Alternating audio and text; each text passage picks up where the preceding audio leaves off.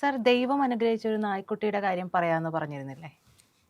അത്ഭുതകരമായൊരു കഥയാണ്. പ്രിയപ്പെട്ട പ്രേക്ഷകരെ, ഈ കഥയല്ല, സംഭവമാണ്, നടന്നുകൊണ്ടിരിക്കുന്ന സംഭവം. നിങ്ങൾ ഉറപ്പായും ഈ വീഡിയോ കാണണം. അതിനു മുമ്പ് ഞാനൊരു കഥ പറയാം. മഹാഭാരതം അറിയാമല്ലോ. മഹാഭാരതത്തിലെ മഹാപ്രസ്ഥാനം എന്ന് പറഞ്ഞാൽ പാണ്ഡവരുടെ ജീവിത അവസാനമൊക്കെയാണ്.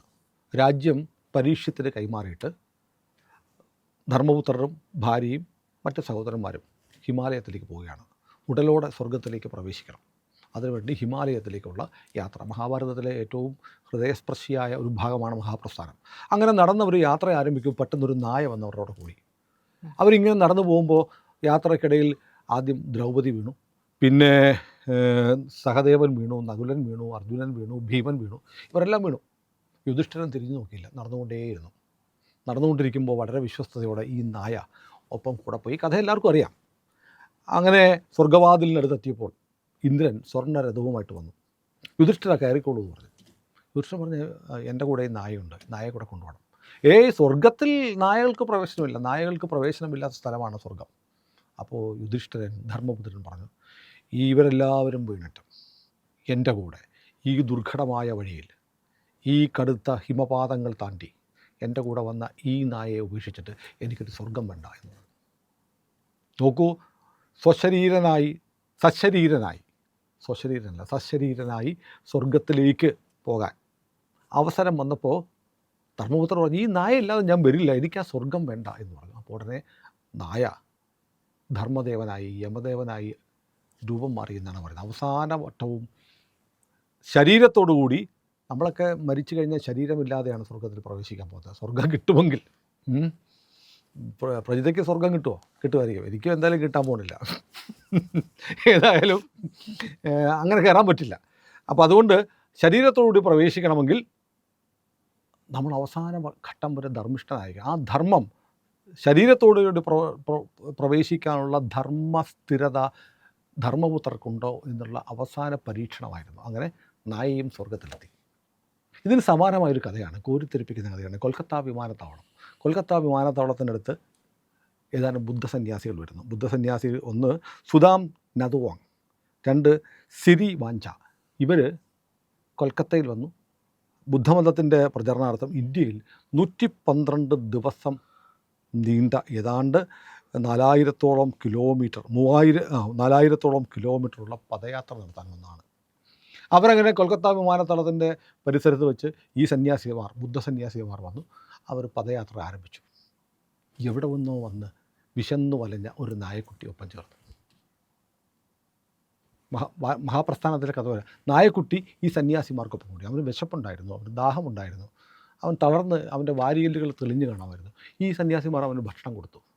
അവൻ കൂടെ നടന്നു. 1 ദിവസമല്ല, 2 ദിവസമല്ല, 10 ദിവസമല്ല, 50 ദിവസമല്ല, 100 ദിവസമല്ല, 112 ദിവസവും ഈ ബുദ്ധസന്യാസിമാർക്കൊപ്പം ഇവർ നടന്നു. അവരവന് പേരിട്ടു അലോക എന്ന് പറഞ്ഞാൽ പ്രകാശം, ജ്ഞാനോദയം. ജ്ഞാനോദയം ഉണ്ടായി. ഓർത്തു, മഹാഭാരത കഥയിൽ യുധിഷ്ഠിരൻ്റെ കൂടെ പോയ ധർമ്മദേവനെ പോലെ ഞങ്ങളുടെ കൂടെ കൂടിയിരിക്കുന്നു ആര്? അലോക. അങ്ങനെ കൽക്കത്ത തെരുവിൽ വിശന്നു വലഞ്ഞ് അലഞ്ഞ ആ നായക്കുട്ടി ആ ബുദ്ധസന്യാസിമാരുടെ കൂടെ 112 ദിവസം അവരെ പിന്തുടർന്നു. അവന് വഴിക്ക് അപകടം ഉണ്ടായി, അസുഖം വന്നു. എന്നിട്ടും അവന് മുറിവ് വെച്ച് കെട്ടിയവർ ആ മുറിവ് വെച്ചുകൊണ്ടവൻ നടന്നു. ഇടയ്ക്ക് വെച്ച് അവൻ അസുഖം വന്നു, അപ്പോഴും നടന്നു. അങ്ങനെ ഇവർക്ക്, ഈ സന്യാസിമാർക്ക് തായ്ലൻഡിലേക്ക് തിരിച്ചു വന്നപ്പോൾ അവർ പറഞ്ഞു, ഞങ്ങളിനി തായ്ലൻഡിലേക്കില്ല, ഞങ്ങൾ പോവുകയാണെങ്കിൽ ഇവനെയും കൂടെ കൊണ്ടുപോയാലേ ഞങ്ങൾക്ക് പോകാൻ പറ്റുള്ളൂ. നമ്മുടെ രാജ്യത്തെ നിയമം അതിന് ചില തടസ്സങ്ങൾ പറഞ്ഞു. അവരതിനു വേണ്ടി പോരാടി. ബുദ്ധസന്യാസിമാരായ സുദാം നതുവോങ്ങും സിരി വാഞ്ചായും അങ്ങനെ നമ്മുടെ അലോകിനെ തായ്ലൻഡിലേക്ക് കൊണ്ടുപോയി. തായ്ലൻഡിലെത്തി. കഥ കഴിഞ്ഞില്ല, അലോകിൻ്റെ കഥ. അങ്ങനെ അവൻ തായ്ലൻഡിലെത്തി. ഇപ്പോൾ വാക്ക് ഫോർ പീസ് എന്ന് പറഞ്ഞ് അവരുടെ അടുത്തൊരു യാത്ര ആരംഭിച്ചിരിക്കും. ഉക്രൈൻ-റഷ്യ യുദ്ധം, ഗാസ യുദ്ധം, ലോകത്ത് മനുഷ്യനെ കൊല്ലുന്ന എല്ലാ യുദ്ധങ്ങളും അവസാനിപ്പിക്കണമെന്നാവശ്യപ്പെട്ട് ആ സന്യാസിമാർ അഹിംസയുടെ സന്ദേശം പ്രചരിപ്പിച്ചുകൊണ്ട് ഏതാണ്ട് 3700 കിലോമീറ്റർ അവർ പദയാത്ര ആരംഭിച്ചു. എവിടെ നിന്നറിയോ? അമേരിക്കയിലെ ടെക്സസിൽ നിന്ന് വാഷിങ്ടൺ DC ആ പദയാത്രയിൽ അലോക് കൂടെയുണ്ട്. അലോക് അങ്ങനെ നടക്കുകയാണ്. നോക്കൂ, ഈ നായ 112 ദിവസത്തോടെ ഇവിടെ ഒരു ദിവസം 3 മാസമോ 4 മാസമൊക്കെ എടുക്കും ഈ യാത്ര തീരാൻ. ആ യാത്രയിൽ അലോക് പങ്കെടുക്കുന്നുണ്ട്. ദിവസം 30-40 കിലോമീറ്റർ നടക്കും. അപ്പോൾ ഇപ്പോൾ ഈ യാത്ര എത്തുന്ന സ്ഥലങ്ങളിലൊക്കെ അന്താരാഷ്ട്ര അമേരിക്കൻ മാധ്യമങ്ങളിലൊക്കെ അലോക് വലിയ സൂപ്പർ താരമാണ്. ഇന്ത്യയിൽ നിന്ന് വന്ന കൊൽക്കത്തയിലെ തെരുവിൽ നിന്ന് വന്നിരിക്കുക അലോക് എന്നുള്ള ഈ നായക്കുട്ടിയുടെ കഥ. ആ കഥയുടെ കൂടെ സന്യാസിമാർ പറയും ഈ നായക്കുട്ടി ചരിത്രത്തിൻ്റെ ഒരു പുനരാവർത്തനമാണ്. മഹാഭാരത കാലത്ത് ഇങ്ങനൊരു നായ ഉണ്ടായിരുന്നു, ധർമ്മപുത്രരുടെ കൂടെ സഞ്ചരിച്ചൊരു നായ ഉണ്ടായിരുന്നു. അതുപോലെ ധർമ്മം പ്രചരിപ്പിക്കാൻ ഞങ്ങൾ സഞ്ചരിക്കുമ്പോൾ ഞങ്ങളുടെ കൂടെ ഇതാ വന്നിരിക്കുന്നു അലോക്. അവനെ കാണാൻ ആയിരക്കണക്കിന് ആളുകളാണ് കൂടുന്നത്. എല്ലായിടത്തും വന്ന് അവരവനെ പരിചരിക്കുന്നു, അവനെ വന്ന് തലോടുന്നു. ആര്? സൈബന്മാരാ, അമേരിക്കക്കാരാ. അമേരിക്കയുടെ ഹൃദയം കീഴടക്കിക്കൊണ്ട് കൊൽക്കത്തയിലെ ഒരു തെരുവ് നായ അമേരിക്കയിലൂടെ നടന്നുകൊണ്ടിരിക്കുക. സന്യാസിമാർക്കൊപ്പം അവനവരൊരു കാവി ഉടുപ്പിട്ടിട്ടുണ്ട്.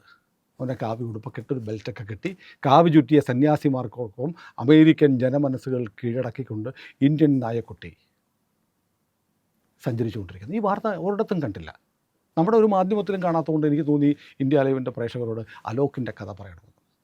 കാരണം ഞങ്ങൾ ചെയ്തുകൊണ്ടിരിക്കുന്നത് അങ്ങനെയാണ്, മറ്റുള്ളവർ പറയാത്ത വാർത്തകൾ നിങ്ങളോട് പറയാൻ വേണ്ടിയിട്ടാണ് ഞങ്ങൾ ഇന്ത്യ ലൈവ് തുടങ്ങിയിരിക്കുന്നത്. അപ്പോൾ അലോക് എന്നുള്ള നായക്കുട്ടിക്ക് നമ്മുടെ സംസ്കാരത്തിൻ്റെ ഒരു പ്രതിഫലനമുണ്ട്. നമ്മുടെ ചരിത്രത്തിൽ അങ്ങനെ ഒരു നായയെ രേഖപ്പെടുത്തിയിട്ടുണ്ട്. ആ നായ ധർമ്മത്തിൻ്റെ പ്രതിരൂപമായിരുന്നു. ധർമ്മം പ്രചരിപ്പിക്കാൻ ഭാരതത്തിൽ നിന്ന് ഉറവ കൊണ്ടതാണ് ബുദ്ധമതം അല്ലേ. ഭഗവാൻ ബുദ്ധനെ ദശാവതാരത്തിൽ പെടുത്തി നമ്മൾ ആദരിക്കുന്നുണ്ട്. വടക്കേ ഇന്ത്യയിലേക്ക് ദശാവതാരങ്ങളിൽ ഒന്ന് ബുദ്ധനാണ്. ബുദ്ധമതം എന്ന് പറഞ്ഞാൽ ഹിന്ദുമതത്തിൻ്റെ ഒരു ഭാഗം തന്നെയാണ്. ഹിന്ദുമതത്തിൽ നിന്ന് വേറിട്ടൊന്നുമല്ല. നമ്മൾ ഓം എന്ന് പറയുമ്പോൾ ബുദ്ധമതത്തിൽപ്പെട്ടവർ ഓം മണിപത്മേഹും എന്ന് പറയും. ബുദ്ധമതവും ജൈനമതവും സിഖ് മതവും ഒക്കെ ഹിന്ദുമതത്തിൻ്റെ അവാന്തര വിഭാഗങ്ങൾ തന്നെയാണ്. ഹിന്ദുമതത്തിൽ നിന്ന് അവരെ വേർതിരിക്കാനൊന്നും കഴിയില്ല. അപ്പോൾ നമ്മുടെ ഒരു സംസ്കാരത്തിൻ്റെ, നമ്മുടെ പൈതൃകത്തിൻ്റെ ഒക്കെ ഭാഗമായിട്ടുള്ള ഒരു സഞ്ചാരപാതയിൽ കൊൽക്കത്തയിൽ നിന്ന് ചേർന്നിരിക്കുന്ന ഈ നായക്കുട്ടി സഞ്ചാരം നടക്കണം. അപ്പോൾ ഇവന് ഒരു ദിവസം അവനെന്താ പറ്റി, ഒരു അസുഖം വന്നിട്ടൊരു ശസ്ത്രക്രിയ വേണ്ടി വന്നിരുന്നു. അമേരിക്ക മുഴുവൻ അലോക്കിന് വേണ്ടി പ്രാർത്ഥിച്ചു. അലോക് ഹീൽ സൂൺ എന്ന് പറഞ്ഞിട്ട് അമേരിക്കയിൽ സോഷ്യൽ മീഡിയ ക്യാമ്പയിൻ ഉണ്ടായി എന്നാണ് കേൾക്കുന്നത്. അപ്പോൾ അങ്ങനെ ഒരു നായക്കുട്ടി സഞ്ചരിച്ചുകൊണ്ടിരിക്കുന്നത് നമ്മുടെ ഭാരതത്തിൽ നിന്ന് പോയെന്നാണ്, നമ്മുടെ സംസ്കാരത്തിൻ്റെയും ഒക്കെ ഭാഗം കൂടിയാണ്. ഞാൻ വീണ്ടും ആവർത്തിക്കുകയാണ്, മഹാഭാരത കഥയിൽ പറയുന്നത് പോലെയുള്ള ഒരു നായ സന്യാസിമാർക്കൊപ്പം സഞ്ചരിക്കുന്നു. അത് ലോകത്തെമ്പായിടത്തും അമേരിക്കയിലും ഒക്കെ വലിയ വാർത്തയാകുമ്പോൾ നമ്മുടെ ചാനലുകൾ അത് മറച്ചു വെക്കുക, നമ്മുടെ പത്രങ്ങൾ മറച്ചു വെക്കുക, റിപ്പോർട്ട് ചെയ്യുന്നില്ല. കാരണം എന്നറിയോ, അതിനകത്തൊരു സന്യാസിമാരാണല്ലോ.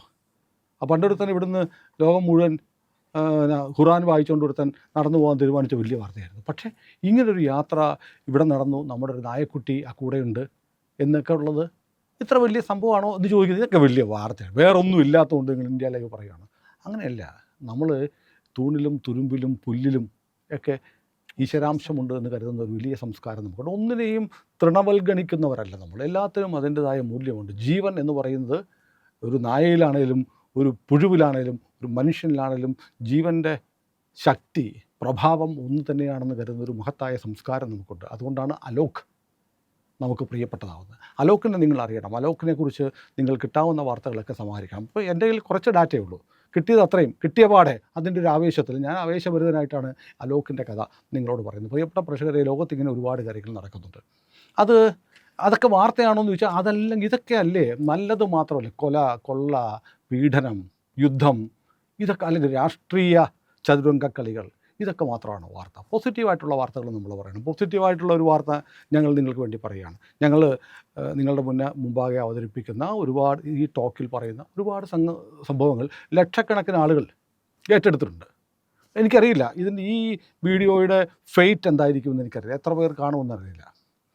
ചിലപ്പോൾ ലക്ഷക്കണക്കിന് ആളുകൾ കാണുമായിരിക്കും, ചിലപ്പോൾ 1000 പേരെ കാണുകയുള്ളായിരിക്കും. പക്ഷേ ഇത് 1000 പേര് കണ്ടാലും ഞാൻ 1000 പേരെയും വ്യക്തിപരമായി ഞാൻ 1000 പേരെയും നമസ്കരിക്കും. കാരണം ഇത്തരം വാർത്തകൾ കാണാൻ 1000 പേരെങ്കിലും ബാക്കിയുണ്ടെങ്കിൽ അത് സുഹൃതമാണ്. നമ്മുടെ രാജ്യത്തിൻ്റെ പൈതൃകത്തിൽ, സംസ്കാരത്തിൽ, ഉന്നതിയിൽ യഥാർത്ഥ സ്നേഹമുള്ള, അഭിമാനമുള്ളവരാണ് കാണുന്നത്. കാരണം നമ്മൾ അങ്ങനെയാണ് ലോകത്തുള്ള എല്ലാത്തിനെയും സ്നേഹിക്കാൻ പഠിപ്പിച്ച ഒരു മതവും സംസ്കാരവും ഉള്ള രാജ്യത്ത് നമുക്ക് ഈ നായക്കുട്ടിയുടെ കഥ പറയാതിരിക്കാൻ പറ്റില്ല. അതുകൊണ്ട് ഒരിക്കൽ കൂടി ഞാൻ നിങ്ങൾക്ക് നല്ല വാക്കുകൾ പറയുന്നു, നന്ദി പറയുന്നു. ഈ നായക്കുട്ടിയുടെ കഥ കേൾക്കാൻ ഇത്രയും നേരം ഞങ്ങളുടെ കൂടെ നിങ്ങൾ സഞ്ചരിച്ചല്ലോ. നിങ്ങൾ മഹത്തുക്കളാണ്, നിങ്ങളിൽ നന്മയുണ്ട്, നിങ്ങളിൽ ഭാരതീയരുണ്ട്. നിങ്ങൾ ഭാരതീയ സംസ്കൃതിയെ പുണർന്നുകൊണ്ടേയിരിക്കുന്നവരാണെന്ന് സന്തോഷപൂർവ്വം പറയാൻ ഞാൻ ആഗ്രഹിക്കുന്നു. അല്ലേ പ്രജിത? ഒരു സന്തോഷം ഉണ്ടായില്ല ഇങ്ങനൊരു നായക്കുട്ടിയുടെ കഥ Goosebumps വന്നു. ഗൂസ് ബംസ് വന്നു അല്ലേ. അപ്പോൾ ഏതായാലും വലിയ സന്തോഷം. ഇത്തരം കാര്യങ്ങളും നമ്മൾ അറിയണം എന്ന് ആഗ്രഹിക്കുന്നതുകൊണ്ടാണ് ഈ വീഡിയോ ചെയ്തത്. ഏതായാലും ഞങ്ങൾ ഇത്തരം കാര്യങ്ങൾ വീണ്ടും പറയും. അതിന് നിങ്ങൾ ഞങ്ങളുടെ കൂടെ ഉണ്ടാവണം. ഞങ്ങളുടെ ഈ കുഞ്ഞു ചാനലിനെ കണ്ടുകൊണ്ട് കേട്ടുകൊണ്ട് ഞങ്ങൾക്കൊപ്പം സഞ്ചരിക്കാൻ വേണ്ടിയിട്ട് ഈ ചാനൽ സബ്സ്ക്രൈബ് ചെയ്യുക. അതിൻ്റെ IND എന്നുള്ള ബട്ടൺ അമർത്തുക. സബ്സ്ക്രൈബ് ബാറിൽ അമർത്തുക. സബ്സ്ക്രൈബ് ചെയ്യുക. തൊട്ടപ്പുറത്തുള്ള ബെൽ ഐക്കണും കൂടി അമർത്തിയാൽ ഞങ്ങൾ എത്ര പേർ കാണുന്നു എന്ന് നോക്കാതെ ഇത്തരം നന്മ നിറഞ്ഞ വാർത്തകൾ നിങ്ങളോട് പറഞ്ഞുകൊണ്ടിരിക്കാം.